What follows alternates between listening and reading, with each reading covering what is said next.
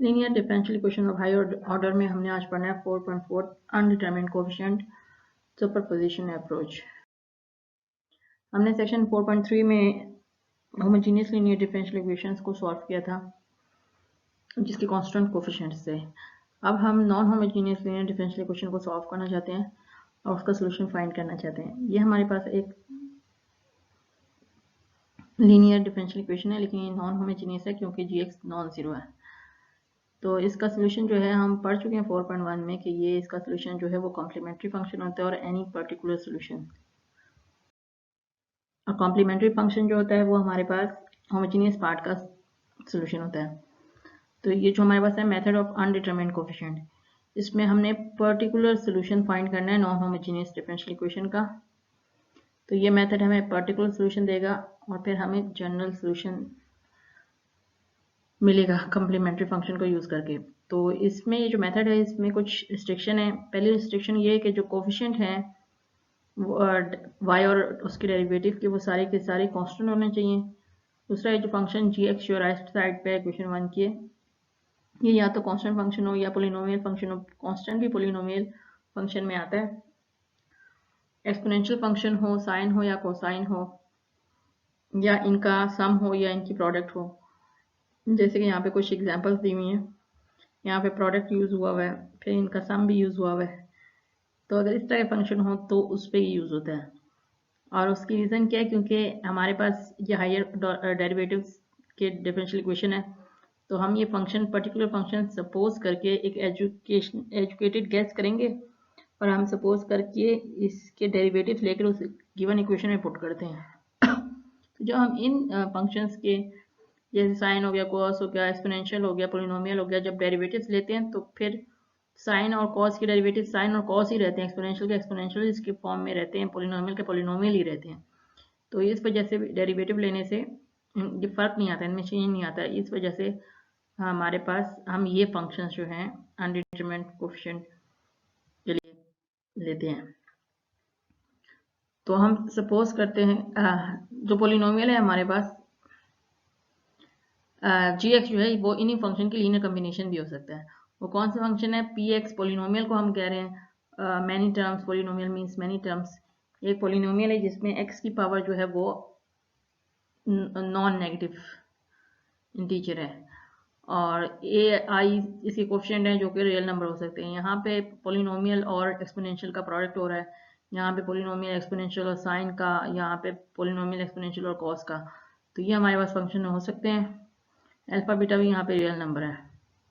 इसके अलावा अगर कोई फंक्शन जैसे ln of x, 1 over x, tangent x, sine inverse x, in functions पे ये अप्लाई नहीं होता, ठीक है। क्योंकि आप देखें तो ये आपके पास डेरिवेटिव लेने से आपके पास डिफरेंट फंक्शन आना शुरू हो जाते हैं।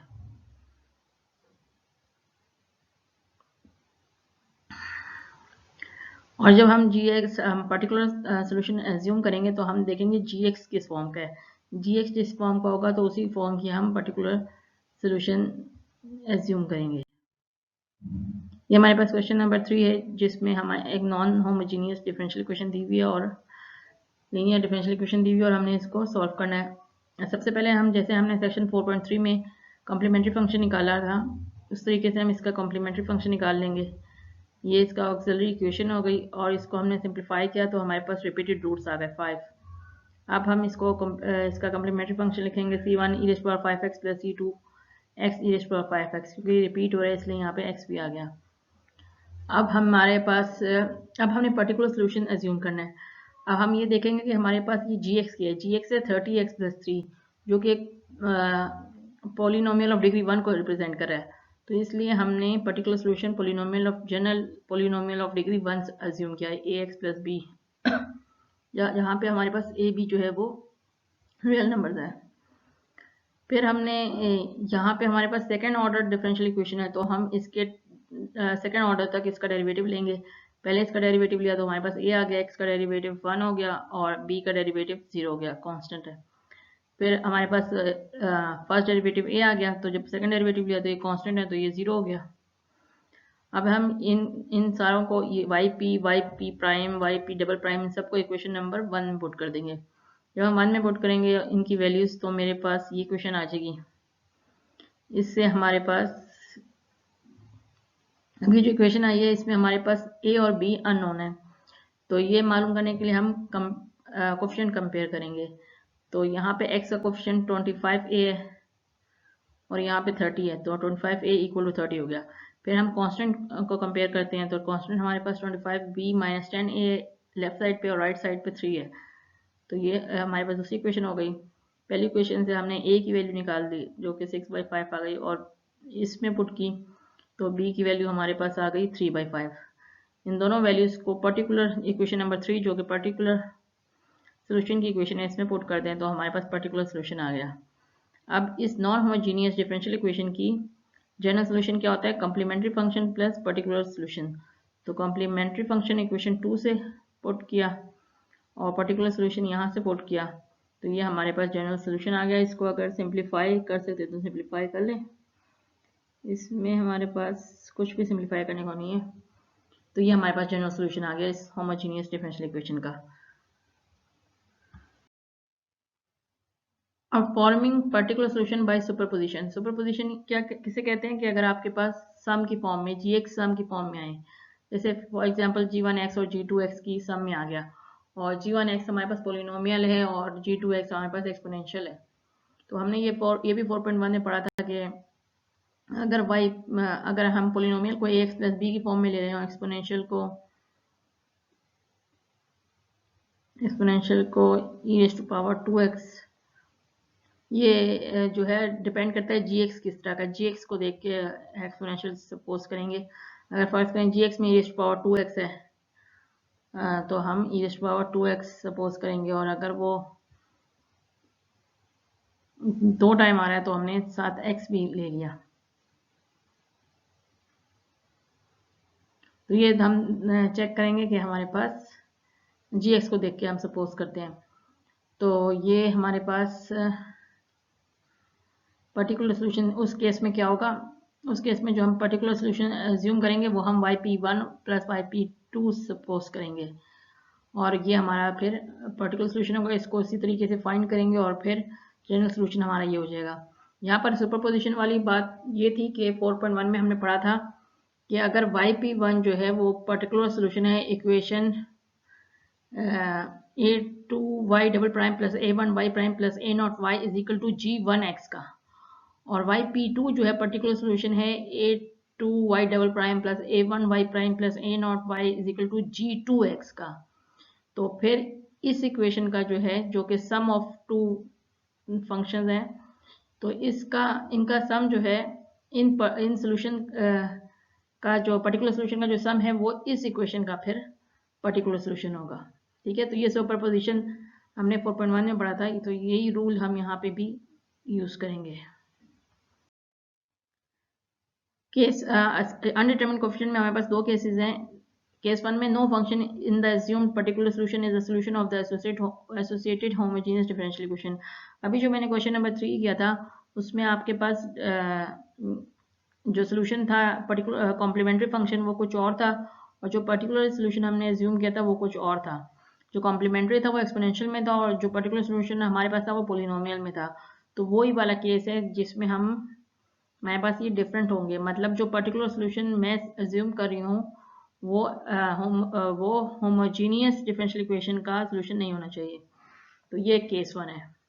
इस केस में क्या करेंगे, the form of yp is a linear combination of all linearly independent function that are generated by repeated differentiation of gx।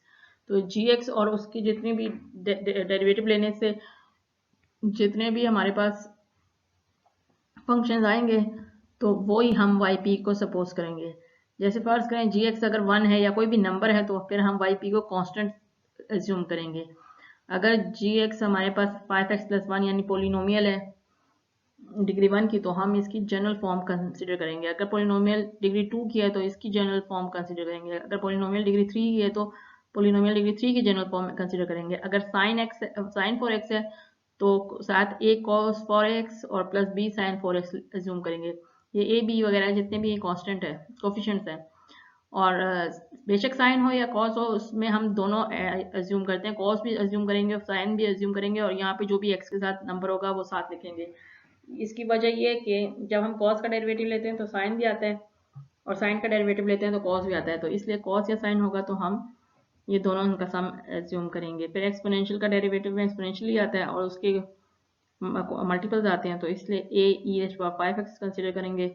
यहाँ पे आपके पास पोलिनोमियल डिग्री 1 की और एक्सपोनेंशियल है, तो यहाँ पे भी हमने जनरल फॉर्म पोलिनोमियल डिग्री 1 की ली और एक्सपोनेंशियल ली है। यहाँ पे एक्स स्क्वायर है तो ये सेकंड डिग्री की जनरल पोलिनोमियल ली है। यहाँ एक्सपोनेंशियल और साइन है तो हमने एक्सपोनेंशियल कॉस के साथ भी लेना है और साइन के साथ भी लेना है। यहाँ डिग्री 2 की पोलिनोमियल और साइन है तो हमने डिग्री 2 की पोलिनोमियल कॉस के साथ भी लेना है और साइन के साथ भी लेना है। यहाँ पे डिग्री 1 की पोलिनोमियल है, एक्सपोनेंशियल और कॉस है, तो हमने डिग्री 1 की पोलिनोमियल और एक्सपोनेंशियल कॉस के साथ भी लेना है और साइन के साथ भी लेना है। नेक्स्ट 4.4 का क्वेश्चन नंबर 7 है y double prime plus 3y equal to minus 48x square e power 3x। सबसे पहले हम इसका एसोसिएटेड होमोजेनियस इक्वेशन का एक्सेलरी इक्वेशन हमने निकाल रही। यहाँ डबल प्राइम है तो एम स्क्वायर हो गया और 3y है तो प्लस 3 आ गया इक्वल टू 0। और जब इसको सॉल्व करें तो m जो है plus minus square root of 3 iota आ जाता है, कॉम्प्लेक्स कॉन्जुगेट है, तो ये हमारे पास जो कॉम्प्लीमेंट्री फंक्शन हो जाएगा वो हो जाएगा Y C is equal to C one cos square root of 3x plus C two sine square root of 3x। अब हमने पर्टिकुलर सोल्यूशन देखना है, तो इसमें हमारे पास सेकंड डिग्री की पोलिनोमियल है और एक्सपोनेंशियल का जो है वो प्रोडक्ट है। तो हमने पर्टिकुलर सोल्यूशन सपोज किया है कि सेकंड डिग्री की पोलिनोमियल की जनरल फॉर्म और एक्सपोनेंशियल 3x जो भी यहाँ पे होगा वही हम लिखेंगे 3x और इसको मल्टीप्लाई कर दिया तो हमारे पास ये आ गया।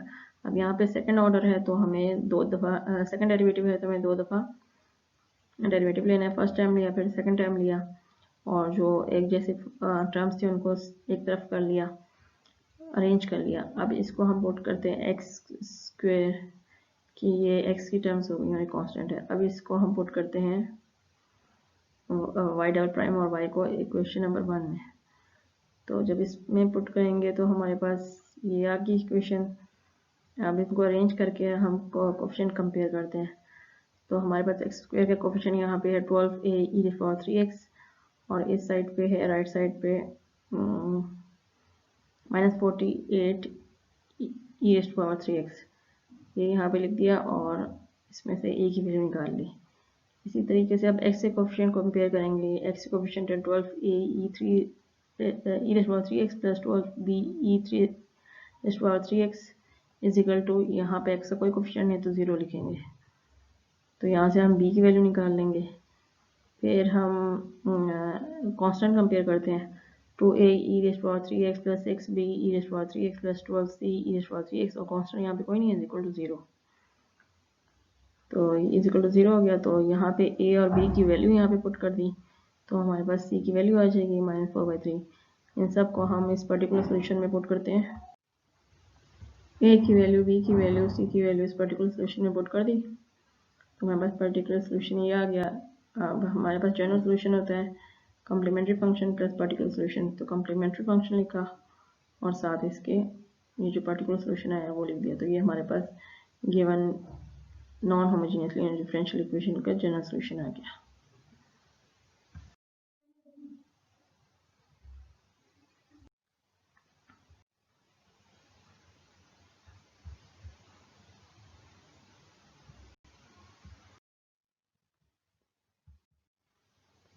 तो ये हमारे पास कॉम्प्लीमेंट्री फंक्शन आ गया। अब पर्टिकुलर सोल्यूशन सपोज करने के लिए देखें, यहाँ पे cos x है तो मुझे क्या लेना था, मुझे तो वैसे a cos x plus b sin x लेना था, लेकिन a यहाँ पे भी cos x है और sin x है, तो अब मुझे डिफरेंट लेना पड़ेगा पर्टिकुलर सोल्यूशन। x की किसी पावर से डिवाइड करना, मल्टीप्लाई करना पड़ेगा।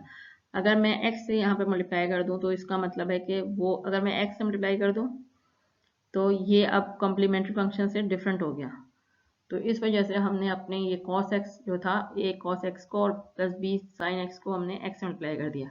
दूसरा sin 2x है तो हम इसके लिए सपोज कर लेंगे c भी कर सकते हैं, चले मैंने यहाँ d कर दिया, कोई भी कोफिशिएंट सपोज कर सकते हैं, तो d cos 2x plus e sin 2x। यहाँ पे मैंने मल्टीप्लाई नहीं किया क्योंकि cos 2x और sin 2x यहाँ पे कॉम्प्लीमेंट्री फंक्शन में नहीं था, ठीक है।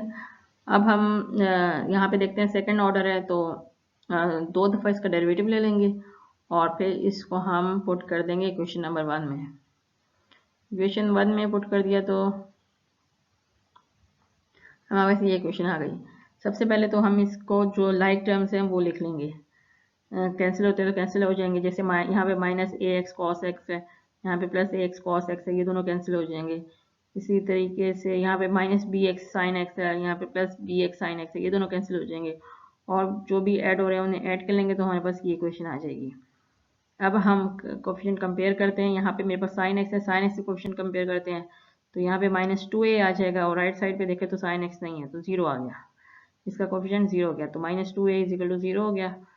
इसी तरीके से साइन एक्स कर लिया, कॉस एक्स की कोफिशिएंट कंपेयर करते हैं 2b = 1। इस तरफ देखें अब cos 2x है, cos 2x का कंपेयर करते हैं तो -3d = इस साइड पे नहीं है तो 0 हो गया।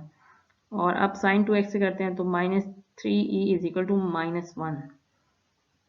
अब यहाँ से मेरे पास a की वैल्यू आ जाएगी, -2 को डिवाइड कर दें तो a = 0 आ जाएगा। यहाँ पर 2 पे डिवाइड कर दें तो b 1/2 आ जाएगा।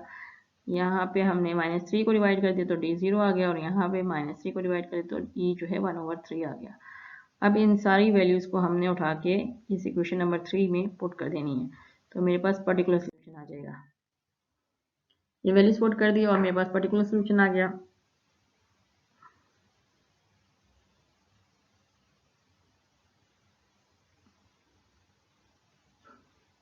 कुछ वैल्यूज 0 थी, इसकी वजह से ये पर्टिकुलर सोल्यूशन स्मॉल हो गया, ज़रा छोटा हो गया, लेस कॉम्प्लिकेटेड हो गया।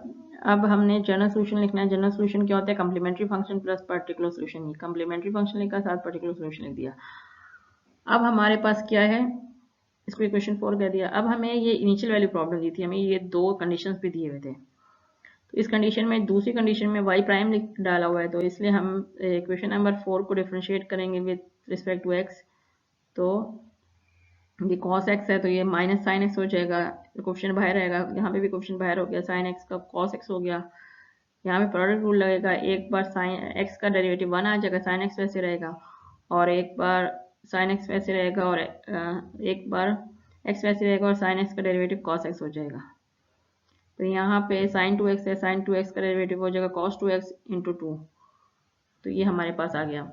अब हमने इनिशियल कंडीशन पुट करनी है 4 और 5 में। 4 में हम पुट करेंगे y π/2 = 0, यानी कि y की जगह 0 पुट कर देंगे और x की जगह π/2 पुट कर देंगे इस पूरी इक्वेशन 4 में।